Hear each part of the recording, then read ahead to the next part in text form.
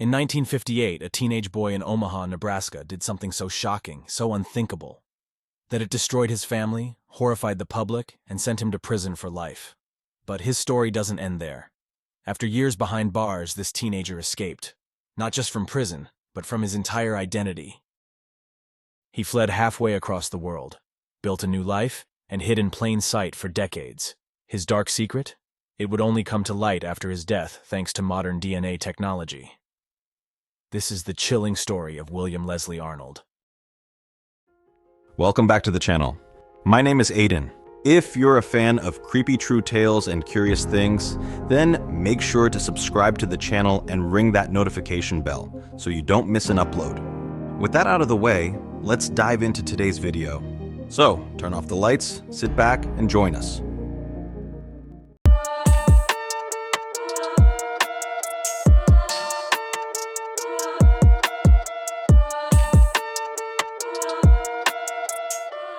William Leslie Arnold, known as Les, was born on August 28, 1942.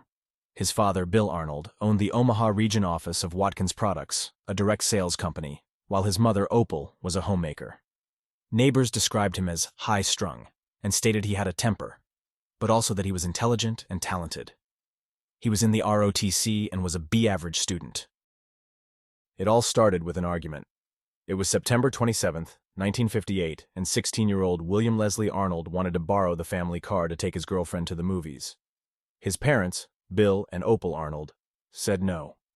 Now, for most teenagers, that would mean sulking in their room, but for Leslie, it meant something much darker. Instead of walking away, Leslie grabbed his father's firearm, returned to the living room, and ambushed his parents, ending them both. Then he calmly buried their bodies in the backyard. Then he went to the movies with his girlfriend, as if nothing had happened. The movie he watched? A horror film called The Undead. For 2 weeks, Leslie carried on like everything was fine. He told neighbors and friends that his parents had gone on a trip. But as time passed, people started asking questions. Eventually, the pressure got to him, and Leslie confessed to the murders. He even led police to the graves in the backyard. It was a crime so senseless and brutal that the public struggled to comprehend it. In 1959, Leslie was sentenced to life in prison, and for most people, that's where this story would end. But not for Leslie. Inside the Nebraska State Penitentiary, Leslie didn't fit the profile of a violent criminal. He was quiet, well-liked, and spent most of his time in the prison's music room, honing his skills as a musician. To the guards, he was a model inmate, but Leslie wasn't planning to spend his life behind bars. In 1967, after 8 years of good behavior, Leslie and another inmate, James Harding, came up with an audacious plan.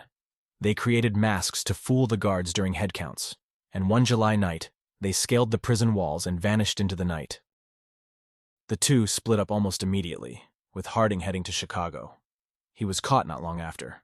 But Leslie? He was gone, vanished without a trace. For years, authorities assumed he had either died or was living in complete isolation. But Leslie was alive. Very much alive. After escaping prison, Leslie reemerged as John Vincent Damon. He started small, working in a restaurant in Chicago. There, he met and married his first wife, becoming a stepfather to her 4 children. To them, John was a loving and dependable father figure. But his life as John Damon wasn't confined to Chicago for long. Leslie eventually moved to Australia, where he remarried and had children of his own. As far as anyone knew, he was an ordinary man, a salesman, a music lover, a good neighbor. Nobody in Australia suspected that this kind, devoted father was hiding a terrible secret. And when Leslie Arnold passed away in 2010, it seemed that his secret had died with him. But then, in 2020, technology caught up with him. Decades after his escape, investigators working on cold cases turned to an unlikely tool: DNA testing. Deputy U.S. Marshal Matthew Westover drove 5 hours to see James Arnold, Arnold's younger brother, who gave a DNA sample that Westover referenced across an ancestry site. He heard nothing back for 2 years, until he received an alert of a match in an email from a man who said he was looking for information on his biological father. The man asked not to be identified, but he told the investigators he knew his father as John Damon, and Damon had told him he was an orphan. The man asked who his father was and why he'd been in prison. Westover said, that he told him the truth of who he believed his father was, the terrible crime he committed, how he escaped prison, and had been a wanted fugitive on the run for over 5 decades. The DNA test confirmed it. John Vincent Damon and William Leslie Arnold were the same person. After over 50 years, the mystery of Leslie Arnold's escape had been solved. For Leslie's family in Australia, the revelation was shocking. The man they had known as a loving father and husband had once been a teenage killer and a fugitive, but rather than focus on the crime, his family chose to remember the man he had become. "He was a good father," one of his sons said. "He gave me a passion for music and taught me to be the best person I can be." Even investigators were struck by how much Leslie had changed. Deputy U.S. Marshal Matthew Westover said, "He seemed to have become the parent he wanted to be, or the one he wished he had." Leslie Arnold's story is a stark reminder of 2 things. First, no matter how far you run, the truth has a way of catching up. And second, people aren't simple. They can commit terrible acts and still be capable of profound transformation. Leslie Arnold will always be remembered for what he did in Omaha. But his second life in Australia shows that even in the darkest of stories, there can be light. Leslie Arnold's story is one of the strangest and most unsettling cases I've ever come across. A teenage killer, a daring prison break, and a second life so ordinary that no one suspected a thing. So what do you think? Can someone truly escape their past, or does it always find a way to catch up? Let me know in the comments. Thanks for watching.